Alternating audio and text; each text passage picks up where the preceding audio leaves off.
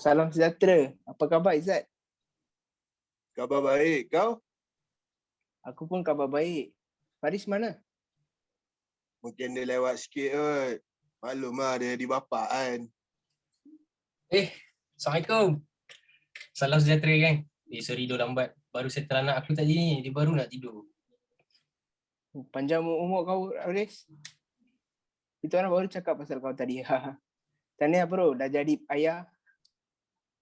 Tahniah Haris. Thank you sahabat. Aku ni pun baru belajar jadi ayah ni tu. Nanti boleh aku turun ilmu sikit kat aku Izzat. Kau dah ada anak 2 lah. Tak ada hal, tapi tak tahu bila lagi nak jumpa anak kau. Ni pun kita lepas lepak online.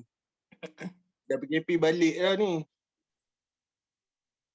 Itulah tu. Sedih tu, dia semakin naik. Haris, kau dah azan anak kau belum? Mesti ada. Itu kan benda first nak buat pas baby baru lahir. Azan tu apa bro? Azan ni yang biasa kau dengar dekat masjid untuk panggilan solat tu bro. Tapi kalau macam nak azan dekat bayi tu, kita slow-slow azan dekat telinga dia. Tak perlu kuat macam yang azan yang biasa kita dengar tu. Sebab gegendang baby ni, dia masih lembut lagi. Biasa yang azan ni ayah ataupun datuk lelaki. Tapi kadang ada je doktor yang turun azankan. Perempuan pun boleh azankan juga. Dulu aku ingat azankan baby ni berlainan cara untuk lelaki dengan perempuan. Rupanya sama je. Mula-mula kita azan dekat telinga kanan, lepas tu kita iqamah kat telinga kiri. Ada tertib ke anak azan dekat bayi? Ni senang je tu, Mari aku tunjuk contoh. Alang-alang ada anak patung ni pula. Kau tengok. Anak patung anak aku ni. Tak nampak? Aduh, atas sikit. Okey. Mula kita angkat dia dekat paras muka kita. Dan kita menghadap arah kiblat. Contoh arah kiblat ni biasa arah yang orang Islam solat lah. Arah situ. Lepas tu kita boleh azan dengan iqamat dekat baby ni. Dan aku nak tunjuk contoh je. Aku tunjuk contoh. Dia macam ni lah. Dia macam Allahu Akbar, Allahu Akbar. Slow je lah macam tu. Lepas tu yang sebaiknya orang yang nak azankan tu dalam keadaan suci dan tak berhadas kecil ataupun besar.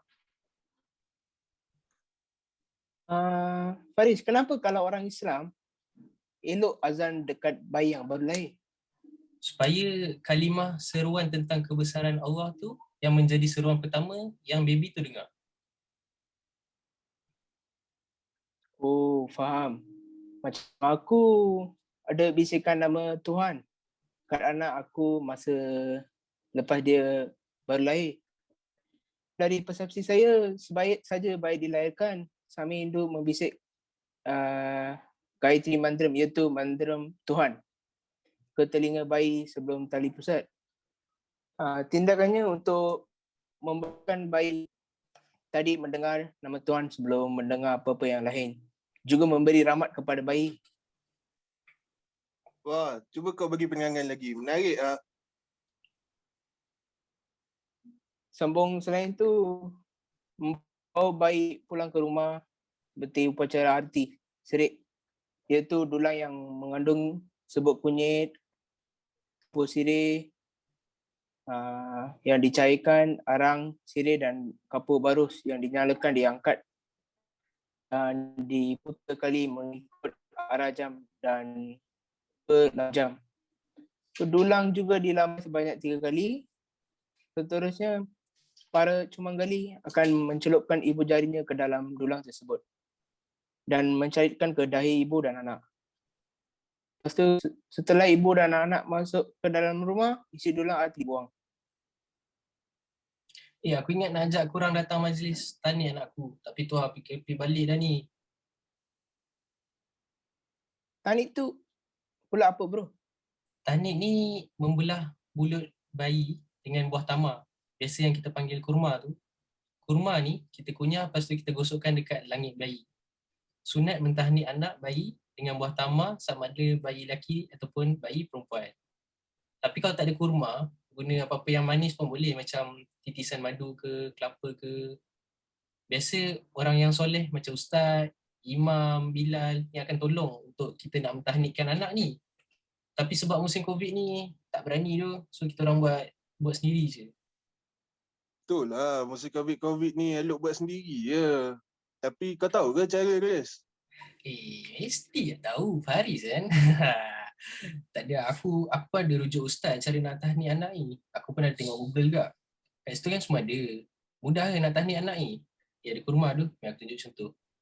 Mula-mula kita minta ampun dekat Allah, kita istighfar, baca Al-Fatihah, ayat kursi, selawat 3 kul. Dah settle semua tu, kita ambil kurma ni. Lepas tu kita kunyah sampai lebih. Sekejap aku tunjuk contoh. Kita ambil sikit je. Sikit. Sini kan. Lepas tu kita kunyah sampai lebih.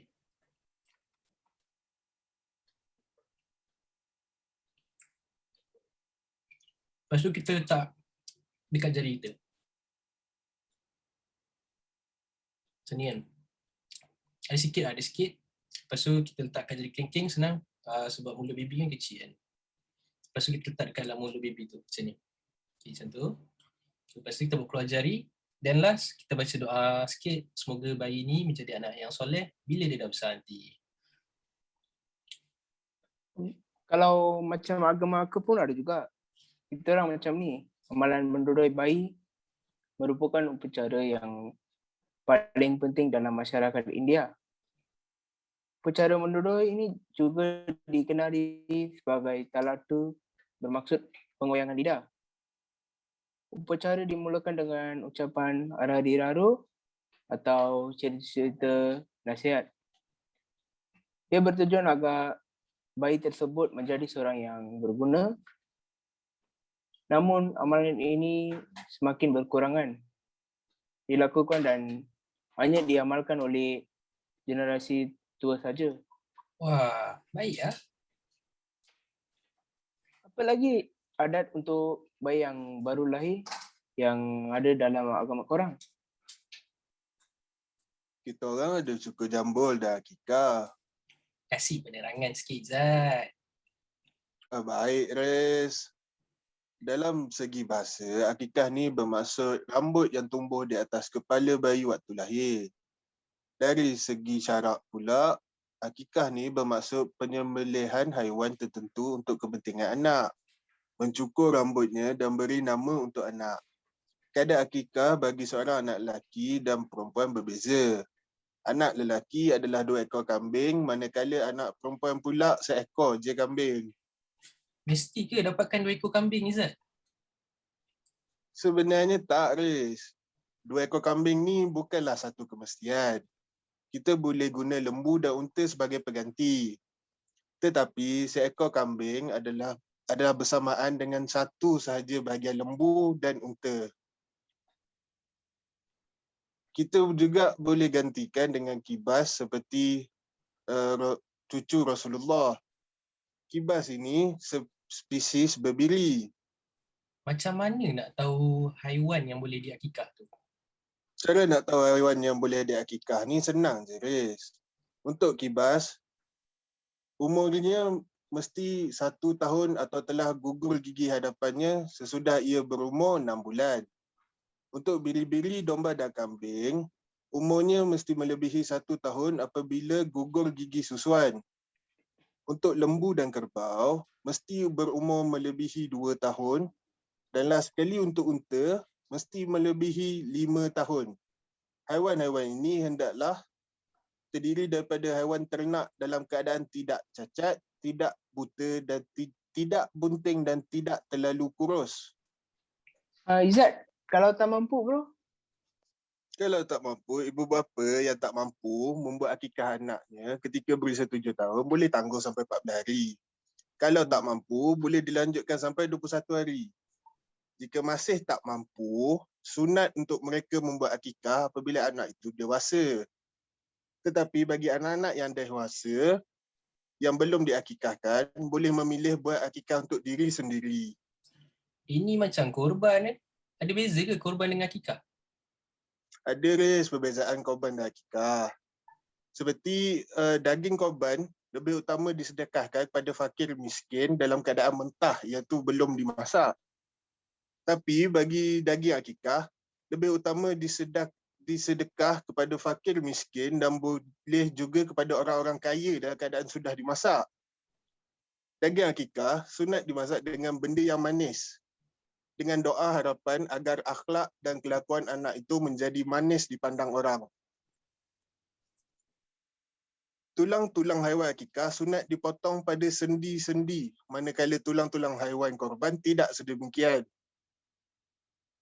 Untuk tempoh penyembelihan ternakan korban, hanya 4 hari dalam setahun, iaitu pada 10, 11, 12 dan 13 Zulhijjah. Tapi menyembelih ternakan akikah tidak terbatas pada hari-hari tersebut. Bahkan boleh dibuat pada bila-bila hari yang sesuai.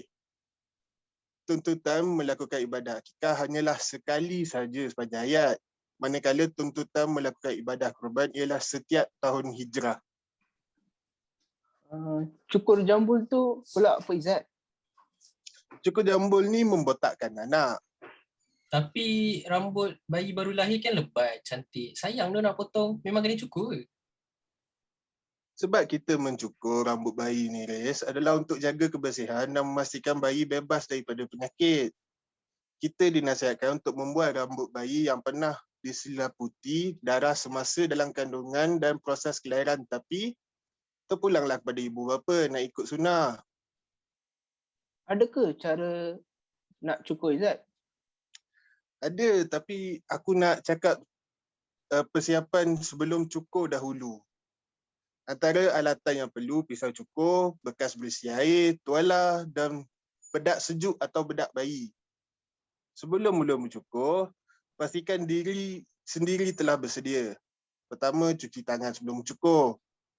Pastikan diri sendiri tenang dan tidak gemetar. Kalau nervous, bayi boleh sakit. Pastikan baby dalam keadaan selesa dan nyaman. Mungkin boleh cukur kepala bayi masa dia sedang tidur atau menyusu. Kalau baby itu berjaga, laki bini perlu bekerjasama lah. Mungkin seorang boleh pegang bayi dan seorang lagi cukur kepala bayi. Bila mula bercukur, kalau rambut bayi terlalu lebat, potong dahulu sependek mungkin dengan gunting. Lepas tu baru mula bercukur dari atas ke bawah. Setelah habis cukur, rapikan dengan mencukur dari bawah ke atas telinga, habis sisa rambut terbuang. Tak silap aku, lepas cukur kena timbang kan rambut tu. Sabarlah Riz, aku tak habis cerita lagi ni. Betul, rambut yang dicukur dikumpul dalam beg. Rambut itu ditimbang dan ditolak dengan berat beg plastik untuk dapat berat rambut sahaja. Lepas tu, darab berat rambut dengan nilai emas semasa. Kalau tak mampu, boleh je guna nilai perak. Faris, apa nama anak kau? Terlupa nak tanya tadi. Nama anak aku Muhammad Fatih. Sedap nama, apa maksud dia? Muhammad ni dari nama Nabi Muhammad SAW dan Fatih pula maksud dia pemenang atau penakluk. Macam korang kan ada cara ke nak bagi nama anak. Kalau agama aku memberi nama sebaik saja. Bayi berusia 16 hari, upacara pemberian nama dilakukan. Ia dilakukan dengan memasukkan bayi ke dalam buaian dan dikendalikan oleh ahli keluarga yang tertua, yang arif tentang agama dan perkara yang berkaitan dengan dewa-dewa Hindu. India tradisi memberi nama bayi menurut agama Hindu-India dikenal dengan upacara namagaran. Ini adalah tugas yang penting bagi orang tua. Proses pemberian nama ini melibatkan keluarga besar dan umumnya diberikan kepada paman dari si bayi. Upacara namaran dilakukan 12 hari setelah bayi dilahir. Oh, faham? Menarik. Kalau dalam Islam, adalah sunat memberi nama anak yang mempunyai maksud yang baik kepada bayi. Kebiasaannya, jika bayi itu lelaki, nama akan diberi mengikut nama para nabi, manakala untuk bayi perempuan pula, nama isteri-isteri atau anak-anak nabi akan dipilih. Waktu yang paling baik nak menamakan anak adalah pada hari ke-7 ataupun pada hari kelahirannya.